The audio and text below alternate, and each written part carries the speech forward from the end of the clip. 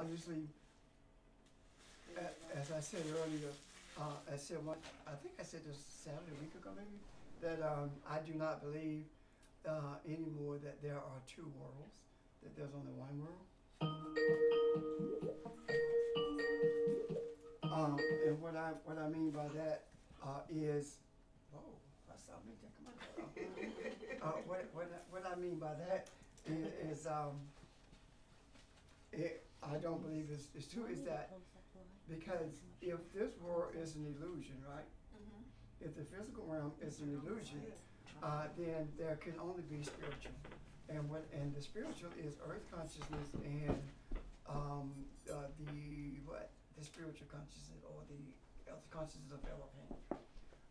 The earth consciousness are those things that we bring into being that exist as an illusion. So the earth consciousness is a spiritual world as well as the consciousness of Elohim.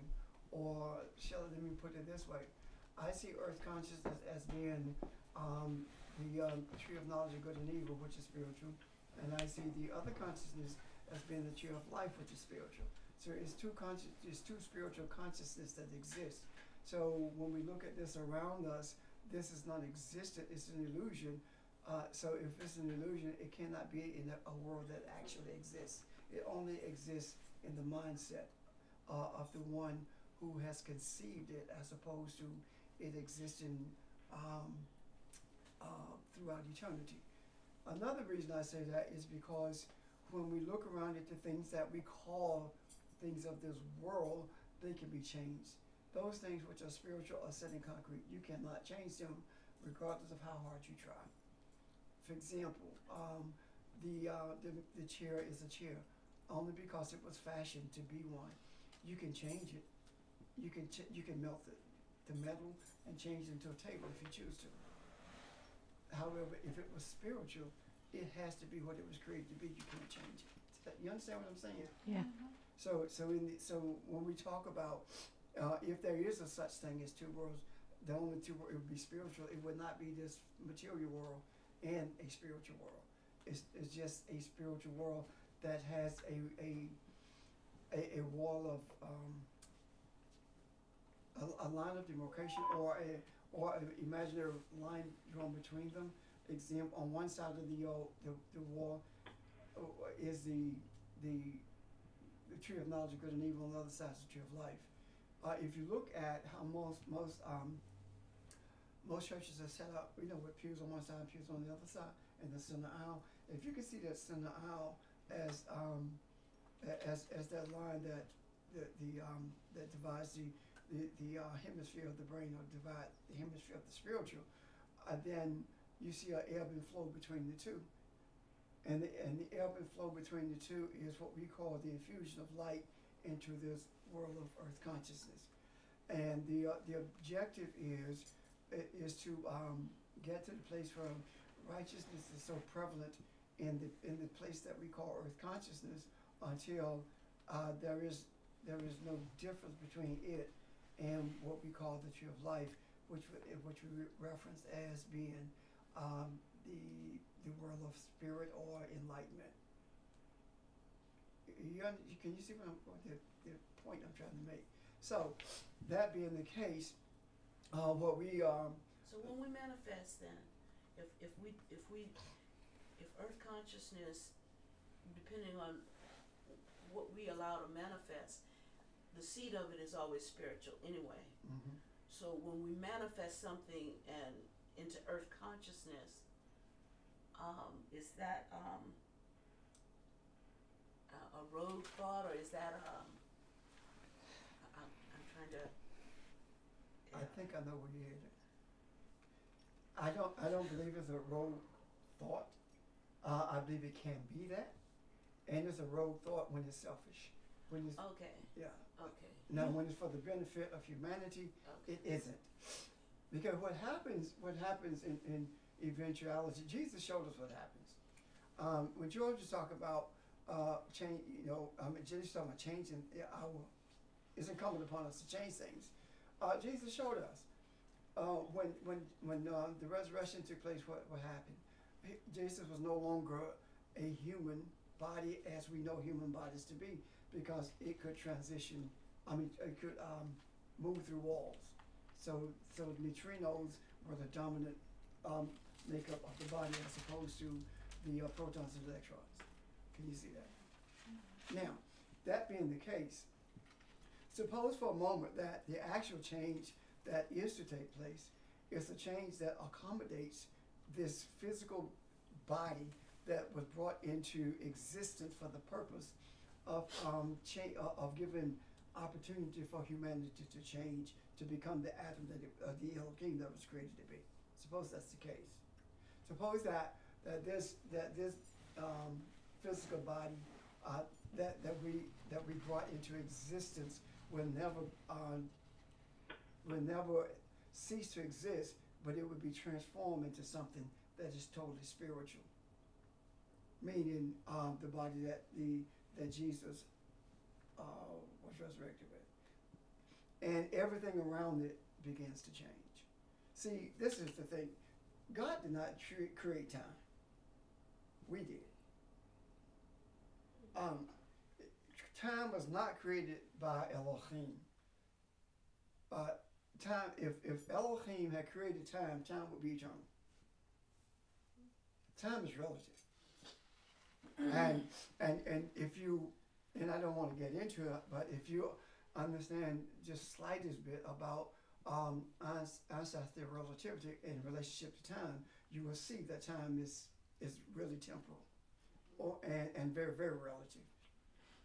And to simplify it for us in terms of time, time was never synchronized until the trains, to the railroads. Prior to that, it could be 2 o'clock in Columbia and 5 o'clock in Union. But when the railroads came into existence, there had to be a synchronization of time, so that when the train left Columbia at 2 o'clock, if it got to Union at 3, it would be 3 o'clock in Union, but also 3 o'clock in Columbia. So it was actually done for scheduling. That when we start talking about time in reference to a clock. But when we start talking about time in reference to space, we're talking about the time represented by a clock is actually something that was created in order to measure the distance between space from one point to another, primarily. How long does it take to get from point A to point B? That's all it does. It measures that space, and it does it in terms of time as opposed to feet, inches, etc. Now, we brought that into existence for the purpose of opportunity to be transformed into Elohim. Now, the transformation into Elohim have very little of anything to do with our bodies, but it has everything to do with our mindset. It's a transformation of the mind. Because the reason we are functioning the way we function is because our mindset is not what our mindset was created to be. We have transformed our mindset. And our mindset now is focused on what we see with our eyes as opposed to what's available to see with our eye. That makes sense? Yeah. So when we start talking about the change in things, I think that speaking to George and Denise and what they were talking about, I think it would be maybe a better terminology, a better word to use, as opposed to change would be a transformation, maybe. You know, so that's okay. It's Rick, I think. So Oh no, it's Chris. Don't be acting like you scared to pick up the phone. I had to make sure it was true. Chris, I'm in Bible study right now. My this is bad. one of those days.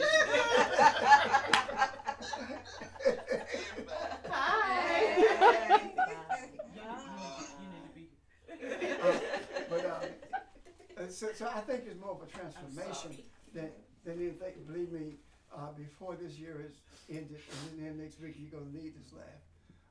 Yes. He didn't help, did he, just now? What? We were just talking about that before that. Before before that. I said I was tired. What was happening? Oh, And yeah. now you saying, okay. Get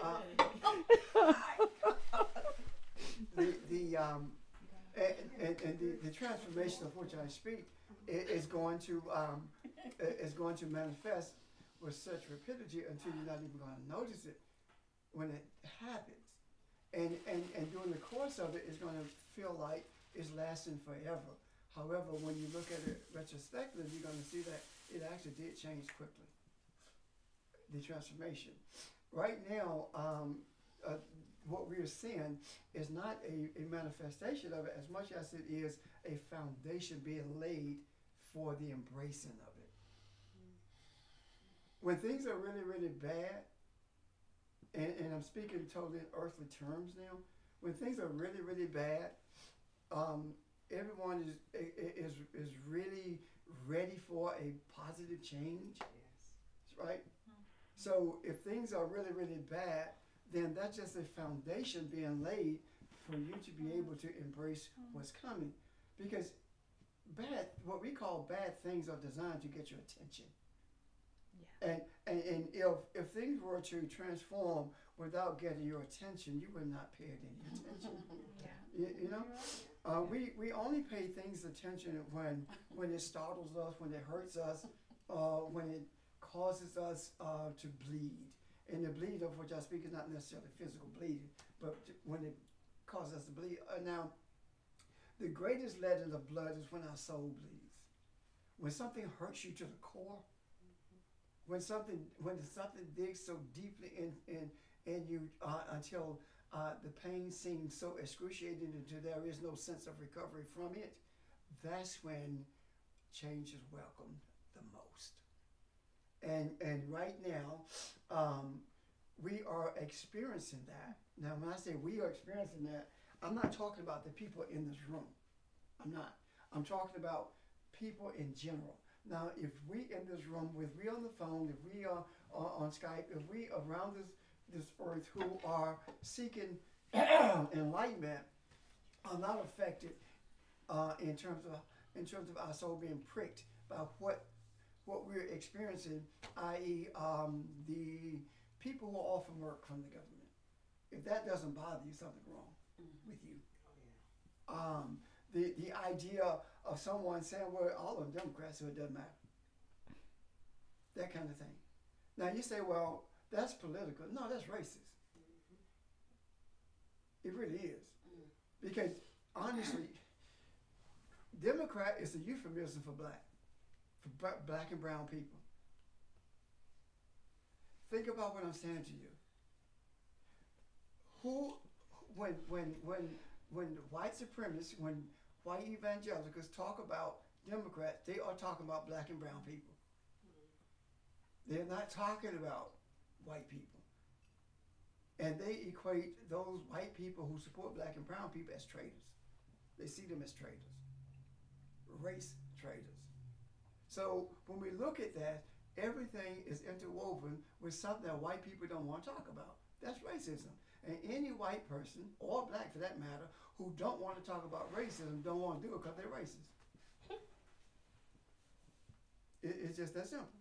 If you get, the moment that you get tired of hearing about something that has such a cancer on the soul of humanity, if you get tired of hearing about that needing to change, then either you are part of the cancer, which is racism, or you have been so conditioned to suffering until you don't want any change. Mm. That's how deep this thing is. That's a hell of a statement. Yeah. I mean, think about it. Yeah. That's how deep this thing is. If you were diagnosed with physical cancer in your body, and someone was talking about the ways that this cancer could be eradicated or that it could be extricated from your body, you would not care how much they talked about it as long as you found a way to do it. Am I right? Right. Yes. So what's the difference with racism being a cancer? What's the difference? And the only reason you would not want to hear it anymore is because you would have given up and said, I'm just going to die. That's it. That's the same principle of which I speak. So right now, I've said it before, and I care even less now about how people are uncomfortable about what I say when I talk about racism, when I talk about Christianity, when I talk about all of these isms that have been detrimental to the heart, to the whole of humanity. It doesn't matter to me anymore how they feel. What matters to me is the change that we are talking about, the whole transformation. When we talk about the transformation of a heart or the transformation of a soul, we are talking about it becoming something that it never was before. In other words, it looks so different than what it was before until what it was before doesn't exist anymore. And if you think about that, when you compare a caterpillar to a butterfly, or you can compare the human method of thinking to that, the human mindset to that of Elohim, that's how different it is, isn't it? Yeah. Can you imagine a world where people, regardless of color and attitude, see themselves as the same? What is that? Seriously. Yeah. Can you imagine that? Do you know what that looks like? Do you know what that feels like? Can you imagine a world where people who have been in prison are not looked down upon? Wow. Can you imagine a world where a person of color can be in a position of power and nobody challenges that person on the basis of his intellect or being intellectually strong enough to hold that position? Can you imagine that? They're like it's 3-year-olds. That's what I see. Yeah. Babies. Well, and I believe that's why Jesus said you have to become as a child. Why? Because only a child can imagine that. The older we get, the blinder we become, the more blind we become to this thing, these isms. But the younger we are, the more open and innocent we are, the more embracing we are of everything around us. Children don't care.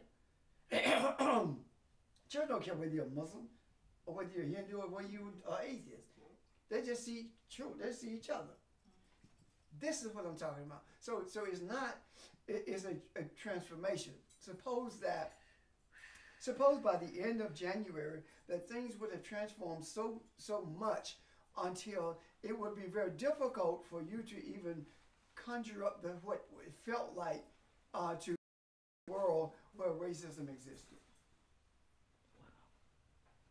Suppose that transformation were to take place, it would be so difficult for you to conjure up what it felt like to be a Christian looking down on Muslims or a Christian looking down on homosexuals. Think about it. This is where we are. We are simply right now waiting for the Creator to build to complete the structure that sits upon this foundation of transformation. Any questions? We waiting on the Creator. Huh? Say one more time. The Creator to construct this building that sits on this foundation. Guess who the Creator is? Us. Yeah. You remember we talked about you have to. You have no choice but to embrace who you are. I mean, when one of the last things I said, I believe, was that when you walk out of this room, you're going to have to believe with everything in you that you are Elohim. Last Saturday. You have to believe that. Why? Because when I say you have to believe that, I'm seriously saying you have no choice except to believe that if you are accepting that you are a transformer, that you are the one who the whole of humanity, if the whole of humanity is on your shoulders, you don't have a choice but to embrace who you are. Because you can't carry this burden as a human. You can't do that. We are Elohim. We are not like Elohim. We are Elohim. Rainier is not like Barbara's daughter. Rainier is not like a human. She is the human, right? Yes. That body? Yeah. Mm-hmm. So how can you be like something that you are? You are either it or you're not. And if we were created to be it, that's what we are. And the reason we have not been functioning that way is because we have been trying to be both. You cannot be both. And the reason you cannot be both is because this thing that we call a human is just as temporal as that chair. It's just as much of an illusion as that chair. The moment we transform our minds and begin to embrace that for the reality that it is, then all of this, everything begins to change. Everything. Since Saturday, I've had experience after experience. I pick up the phone, and my phone is not even on. I pick up the phone, and it's someone calling. Or I pick up the phone to call someone, and they're already calling me. I'm thinking about doing something, and it happens. Those kinds of things. I've experienced this all week, and I'm not in crazy town. I'm just where I believe I'm supposed to be. Ever? So we must, and you tell me, I know you will. So do we first believe who we are and then know who we are, or there is no boom boom? Well, see, first of all, if you don't believe it, you'll never know it. Okay. See, how do you know that you can drive a car? First of all, you train to do it. Mm-hmm. Now, I believe I can do this thing. Then you hit some at the service station. No. That's part of it. Yes. You're right, I did. I did. And so you still don't know. You still don't know. But you have to go through some changes first. Yeah, every one of us have gone through some changes.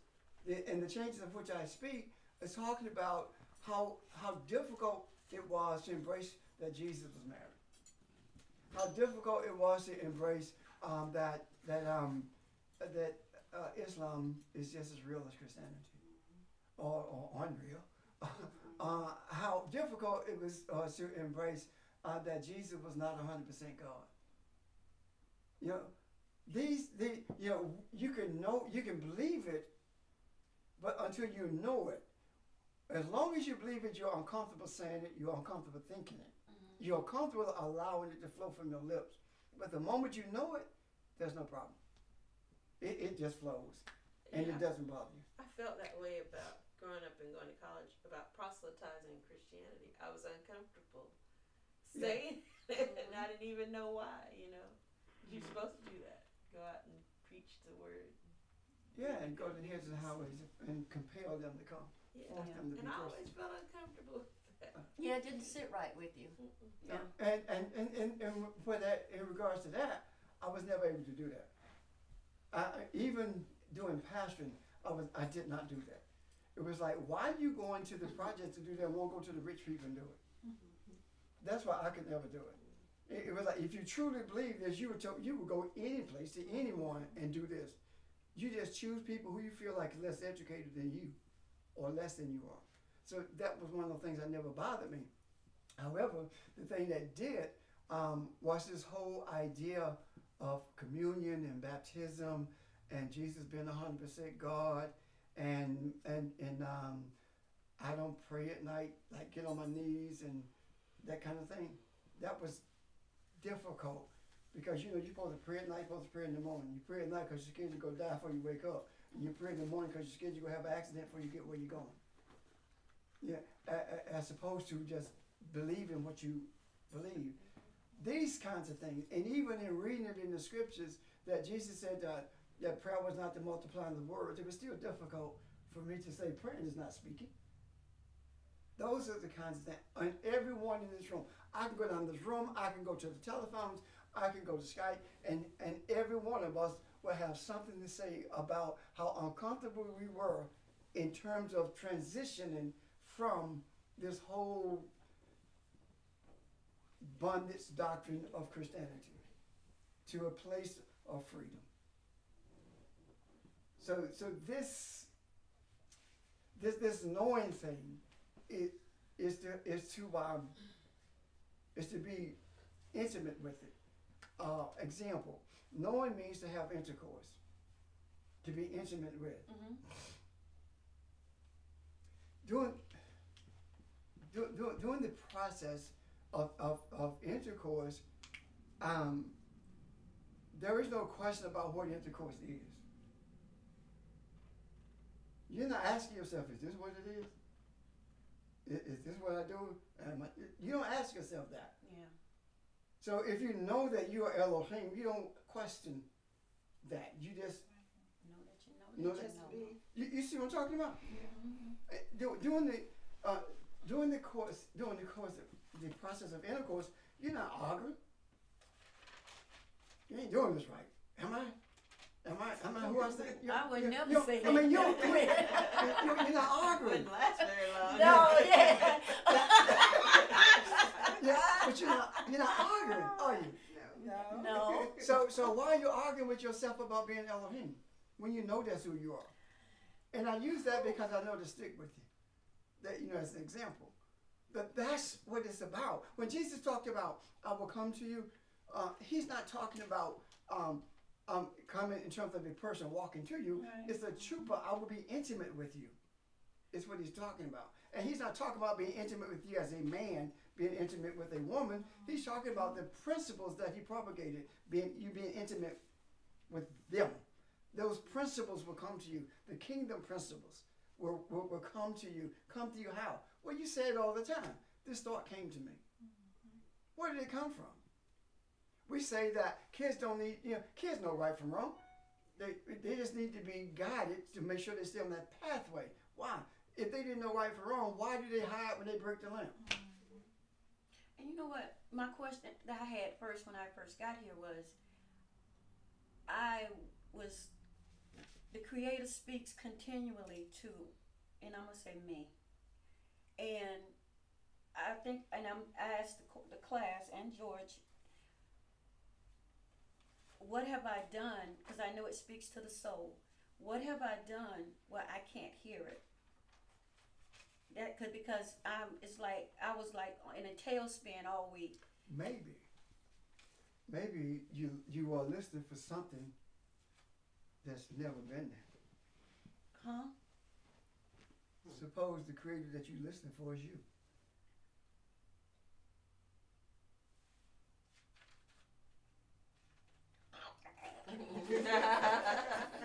Think about this. Okay, you're at a place where you say, no matter what, I embrace being Elohim, right? Mm-hmm. That's who I am. That's not who I'm becoming. That's who I am. Mm-hmm. Now, Elohim is creator, right? Right.